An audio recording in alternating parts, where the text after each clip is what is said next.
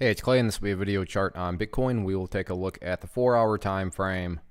Real quick, what do I mean by 4-hour in case maybe you're new to charts? Instead of each one of these candlesticks here, as they're called, representing 1 day's worth of price action, which is what you would normally see, each one represents 4 hours. So while this here may look like a few weeks worth of time, it's actually just the past few days broken down into 4-hour time slices. I like to do this time frame that does a good job of telling the quote-unquote story of the price, and then makes mapping out levels of support and resistance a bit easier to see. Friendly reminder, cryptos are open 24/7. So if you're watching this video 15, 20 hours from now, the chart is going to look different for you. But my goal from the presentation standpoint is to keep this video relevant for as long as possible. And I'm going to accomplish that by talking about more so general areas and then walking you through some questions.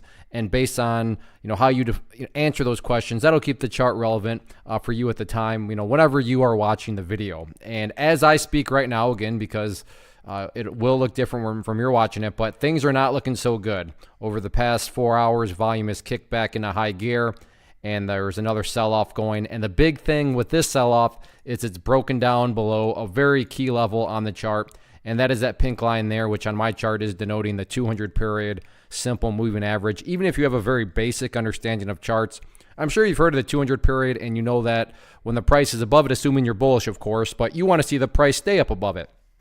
And as of right now, the price is down below it, but that does lead perfectly into the first question. So we'll just use the 15-hour number. Let's say you're watching this video 15 hours from after I post it.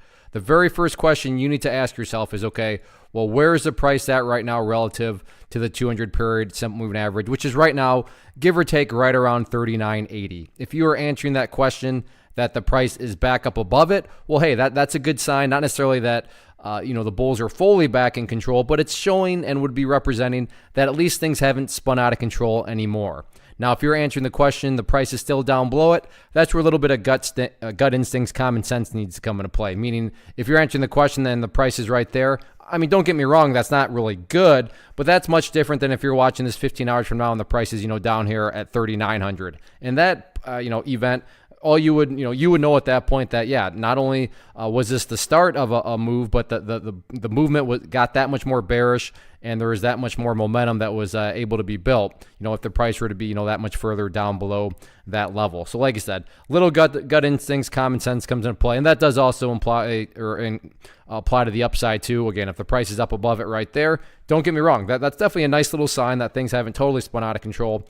Whereas if you're answering the question that the price is way up there, well, hey, that would be telling you that things have turned around in a big way. But going forward, until I'm back on Tuesday, right around this time, getting the chart updated, all the questions definitely revolve around what is the price going to do now, because it's at a very sketchy territory with it breaking down below that 200 period. So is this the start of something bigger? Is the price going to continue to collapse, or will the price at least get some sideways price movement? The next 24 hours are going to be pretty interesting. One of the biggest questions that I get is, hey Clay, how do you find the stocks that you trade? So what I've done is put together a free resource guide where I talk about the tools that I use to locate stocks that I find interesting and think may have potential. So if that sounds like something that could add value to you as a trader, then click on the image that is up on the screen right now, and I will email you the guide. The guide itself is very short and to the point, and best part, it's completely free. Thanks for watching the video. Let me know if you have any questions.